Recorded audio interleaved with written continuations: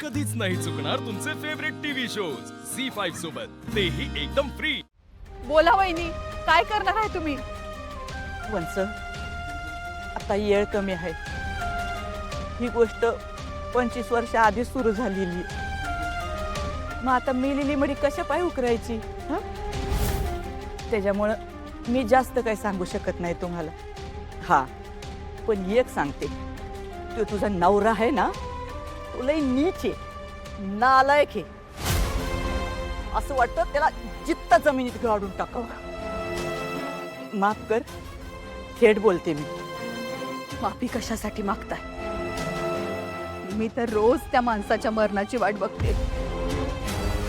लोकांनी वाटतं मोठं घर आहे, श्रीमंत आहे, विलाही सुखात असेल, पण एक एक क्षण मी कसा काढते माझं मला माहिती आहे। तोंड दाबून बुक्यांचा मार सहन करते मी त्या घरात। आणि त्या माणसाचं तर खायचं दात वेगळं आणि दाखवायचं वेगळं आहेत, हे काय माहित नाही मला। तो तुझा नवरा आहे ना, आपल्या सूर्याचं वाटोळं करायला निघालाय।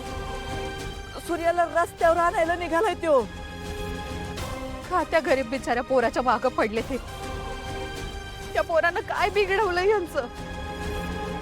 नाही, पण मी असं होऊ देणार नाही। आपण असं होऊ द्यायचं नाही। मी माझ्या सूर्याच्या पाठीशी आईसारखी उभी राहील। आई जशी तिच्या लेकरावर होणारी वार झेलती ना, तशी मी माझ्या सूर्यावर होणारी सगळे वार झेलील। विश्वास ठेव माझ्यावर। मी असं काय करीन ना की आपल्या घराचं पांग फिटत्या, आपल्या कुळाचा उद्धार होईल। वहिनी, या सगळ्या लढाईमध्ये माझी तुम्हाला साथ आहे। जी लागल ती मदत करीन मी हाय तुमच्या संग। आता बघू ना कोण जिंकतय, तो राक्षस जालिंदर का आपण?